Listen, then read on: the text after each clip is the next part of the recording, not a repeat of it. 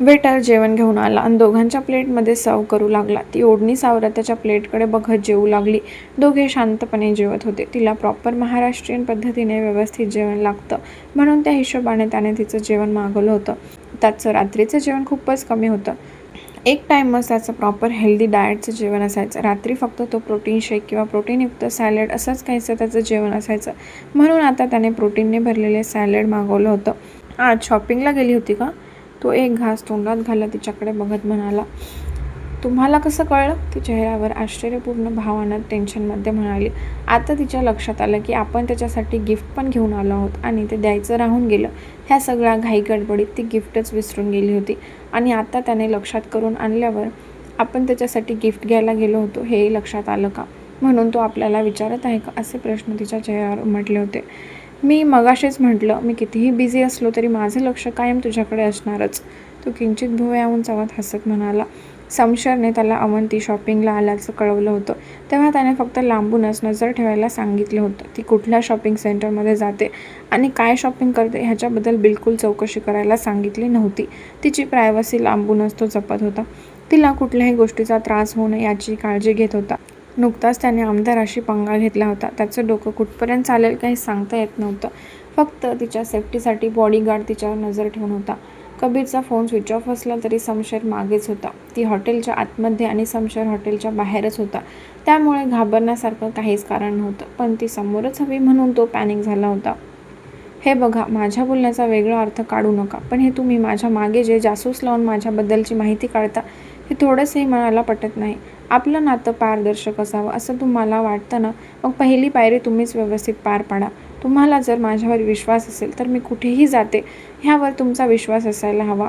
तिला थोडी ती गोष्ट खटकली आणि ती स्पष्टच त्याच्या डोळ्यात शांतपणे बघत म्हणाली.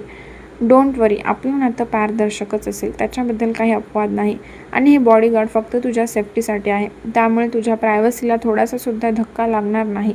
तू काय करते काय नाही याच्याबद्दल ते माहिती काढणार नाही आणि मी सुद्धा त्या गोष्टींमध्ये सहभाग होणार नाही. काही दिवसांनी तुझं माझ्यासोबत नाव जोडलं तर ह्याची तुला सवय करून घ्यावी लागणार. तुझ्यावर लक्ष ठेवणारा माझा विश्वासू माणूस आजूबाजूला असला तर मी माझ्या कामात व्यवस्थित लक्ष देऊ शकेल. तुझ्यावर पूर्ण विश्वास आहे म्हणून तर मी तुझ्यासोबत लग्न करायला तयार झालो. तू काय शॉपिंग करते त्याच्याबद्दल मला काहीही माहिती नाही. फक्त तू शॉपिंग सेंटरमध्ये गेली होती इतकंच माहीत होतं. एक क्युरिओसिटी, इथे येऊन तू काय शॉपिंग केली ह्या अर्थाने मी विचारलं. बाकी तुझी मर्जी, तुला सांगायचं की नाही? तो तिच्या डोळ्यात आरपार बघत प्रेमाने म्हणाला. तिचं असं स्पष्ट बोलणं त्याच्यासाठी खूप होतं. त्यावर तिने किंचित स्माईल देत जेवण करू लागली. माणूस जितका स्पष्ट बोलेल तितकं स्पष्ट उत्तर मिळतं आणि नात्यातसुद्धा स्पष्टपणा निर्माण होतो. त्या नात्याची विणसुद्धा घट्ट विणू लागते. ते थोडं काम होतं म्हणून बाहेर गेले होते. मला बोलायचं होतं, पण ती थोडं अवघडलेल्या आवाजात हळूच हसत म्हणाली. त्याच्या बाऊलमधलं सगळं सॅलड संपलं होतं म्हणून त्याने फोर्क त्या बाऊलमध्ये ठेवून तिच्या चेहऱ्याकडे निरखून बघू लागला. तिच्या चेहऱ्यावरचा तो ऑकवर्डनेस बघत होता. ती ओठ ताणून हसून राईसचा शेवटचा घास राहिला होता तो खाऊन गटगट पाणी पिऊ लागली. त्याच्यासमोर कसं सांगायचं की ती सकाळी त्याच्यासाठी गिफ्ट घ्यायला गेली होती. एक्साइटमेंट आणि भीती दोन्ही भावना संमिश्र झाल्या होत्या. त्याला आपण आणलेलं गिफ्ट आवडेल का? पहिला प्रश्न. आणि गिफ्ट त्याला द्यायचं कसं? दुसरा प्रश्न. स्पष्ट आणि स्वतःवर अन्याय होत असेल तर ते बोलण्यात तिचा पहिला नंबर होता, पण अशा गोष्टी बोलण्यासाठी तिचा शेवटून पहिला नंबर होता. अवंती, थोडंसं रिलॅक्स हो. माझ्याशी बोलताना स्वतःला कम्फर्ट करण्याचा प्रयत्न कर, त्याशिवाय आपलं नातं पुढे जाणारच नाही. तो हसत टेबलवर असलेला तिच्या हातावर एक हात ठेवत शांतपणे म्हणाला. तिला आपल्याशी खूप काही बोलायचं आहे, पण कशी सुरुवात करावी याचा विचार करत असल्याचं त्याला जाणवलं. तिला बोलायचं आहे हीच फिलिंग त्याला एक्सायटेड करून गेली होती. थोडं का असेना आपलं नातं अजून पुढे जाईल. थँक्यू. ती दीर्घ श्वास घेत त्याच्या डोळ्यात आरपार बघून हसत म्हणाली. तो गालातल्या गालात हसत प्रश्नार्थी नजरेने तिच्या डोळ्यात बघू लागला. दोघांचीही नजर एकमेकांच्या नजरेत स्थिर झाली होती. आज मला तुला ऐकायचं आहे. माझ्याबद्दल तुला काय वाटतं? तुझ्या माझ्याकडून काय अपेक्षा आहेत? आपल्या लग्नाबद्दल काय अपेक्षा असतील त्याही तू बोलू शकते. जोपर्यंत तू स्पष्ट बोलू शकत नाही तोपर्यंत मला तुझ्या मनातलं कळणार नाही. दरवेळेस मी बॉडी लँग्वेजवरून तुझा अंदाज ठरवू शकत नाही. तुझ्या शब्दांना सुद्धा मला किंमत द्यायची आहे. तू अशी व्यक्ती आहे की जी कोणासमोर हार मानत नाही आणि तुझ्या हाच गुण मला तुझ्याजवळ आणत आहे. तू त्याच्या शब्दांनी तिला बोलण्याची हिंमत देत म्हणाला. तिने डोळे घट्ट मिटून दीर्घ श्वास घेत डोळे उघडून त्याच्या डोळ्यात आरपार बघू लागली. माहीत नाही आपलं नातं कसं उलगडत आहे, पण जसे उलगडत आहे तसतसं तुमच्याबद्दल नवीन गोष्टी कळत आहे. तुम्ही मला कितपत ओळखता हे मला माहीत नाही, पण मला अजूनही तुम्हाला जाणून घ्यायला आवडेल. प्रेम ही अशी भावना आहे की ती न सांगून होते. प्रेम काय असतं अजून मला माहीत नाही. माझ्यासाठी माझं विश्व फक्त माझे आईवडील होते, पण जसं आपलं नातं जुळत आहे तसं मी आत्ता माझ्या विश्वात तुम्हाला जागा देत आहे. खूप काही बोलायचं असतं, पण शब्द मुख्य होऊन जातात. कळत नाही नेमकं काय बोलावं. लग्न हा माझ्यासाठी खूपच किचकट विषय आहे. आधीपासूनच ह्या शब्दाचा राग होता. म्हणजे लग्न केलं की आपलं अस्तित्व संपतं. लग्नानंतर स्त्रीचं अस्तित्व कुठेतरी लपून जातं. हे मी डोळ्यांनी पाहिल्यामुळे मला ह्या गोष्टीवर पूर्ण विश्वास आहे. मला माझं अस्तित्व तयार करायचं आहे आणि ते अस्तित्व असं तयार करायचं आहे की लग्नानंतर सुद्धा त्या अस्तित्वाची जाणीव मला स्वतःला आतून व्हायला हवी.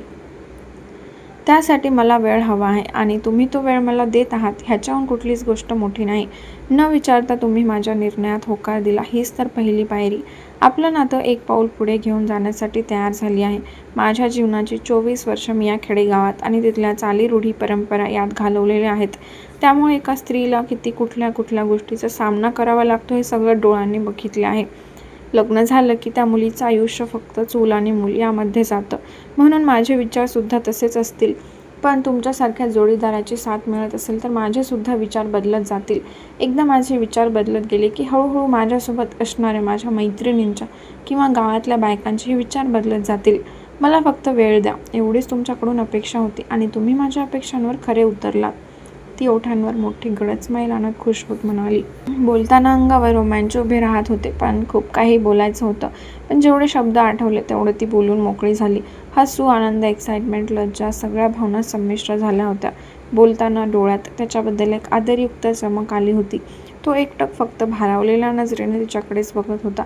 तिला आपल्याकडून फक्त एकच अपेक्षा आहे की तिला समजून घेणे, हे तिच्या बोलण्यातून त्याला जाणून आलं होतं. मी ते तुमच्यासाठी गिफ्ट आणायला गेले होते. ती एका दमात बोलून मोकळी झाली. घाबरून पटकन नजर खाली घेतली. लज्जायुक्त भीती तिच्या चेहऱ्यावर पसरली होती. तो अवाक होऊन तिच्या चेहऱ्याकडे बघू लागला. त्याला तर त्याच्या कानांवर विश्वासच बसत नव्हता की अवंती त्याच्यासाठी गिफ्ट घेऊन आलेली आहे. काय गिफ्ट? तो नीट बसत भुवया उंचावत म्हणाला.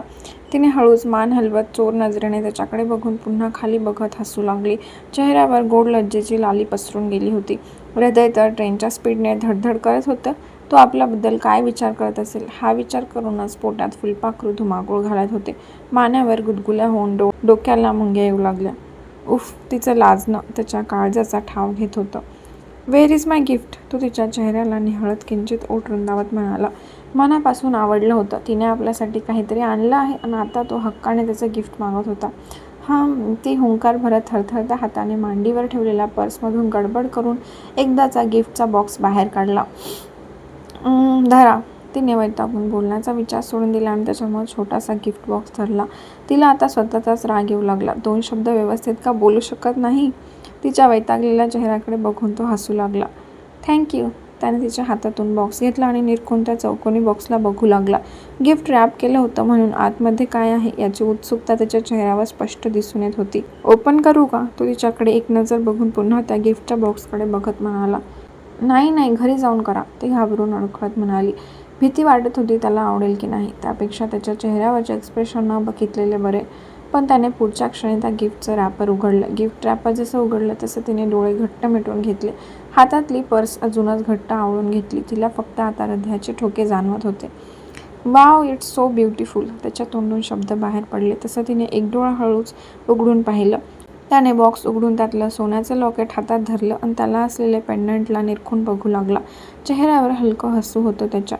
आता तिने दोन्ही डोळे उघडले. छान आहे. तो तिच्याकडे बघत प्रेमाने म्हणाला. तशी तिच्या चेहऱ्यावर मोठीच्या मोठी स्माईल पसरली. खूप मोठा खजिना मिळाला असा तिचा चेहरा झाला होता. ते म्हणजे खूप काही बघितलं, पण तुमची चॉईस काहीच कळत नव्हतं. मग सोन्याचं लॉकेट घ्यायचं ठरवलं. ती हळूच पापण्या झोकत म्हणाली. त्याला अजूनच आपल्या वेड्या निरागस अवंतीवर प्रेम येऊ लागलं. भारावून एकटक तिलाच बघू लागला. त्याच्यासाठी त्या लॉकेटची काहीच किंमत नव्हती. असं युनिकसुद्धा नव्हतं. वजनाला पण खूप कमी वाटत होतं. अर्धा तोळासुद्धा त्याचं वजन नव्हतं. पण तिने आपल्यासाठी आणले म्हणून त्याचं वजन आणि भाव त्याच्यासाठी खूपच अनमोल झाले होते. नाजूक साखळीसारखी चैन आणि ओममध्ये त्रिशूल असलेलं पेंडंट होतं. नाईस, पण मी असं गिफ्ट घेत नाही. तो बॉक्स पुन्हा तिच्याकडे देत म्हणाला. आतापर्यंत त्याच्या तारीफने चेहरा खूपच खुलला होता, पण आता लगेचच तिचा चेहरा गंभीर झाला. डोळे क्षणात भरले. आवडलं नाही का? सॉरी, ते मला तुमच्या आवडीनिवडी माहिती नाही. म्हणजे घाबरून श्वासांची गती जलद होऊ लागली. आवडलं, डोंट क्राय, पूर्ण ऐकून घे. तो थोडा पुढे झुकून हसत म्हणाला. कधीही रडेल असा तिचा चेहरा झाला होता. ती गोंधळून भुवया जवळून त्यालाच बघू लागली. मी असं हातात गिफ्ट घेणार नाही. मी अँकलेट घालून दिले तसं तू पण माझ्या गळ्यात घालून दे असं म्हणायचं आहे. तो डोळे मोठे करून हसत म्हणाला, पण पुढच्या क्षणी डोळे विस्फारून चकित होत त्यालाच बघू लागली. वाढलेले श्वास कधी रोखून घेतले तिचं तिलाच कळले नाही. तर तुम्हाला हा भाग कसा वाटला नक्की कमेंट करून सांगा व पुढील भाग बघण्यासाठी चॅनलला नक्की सबस्क्राईब करा.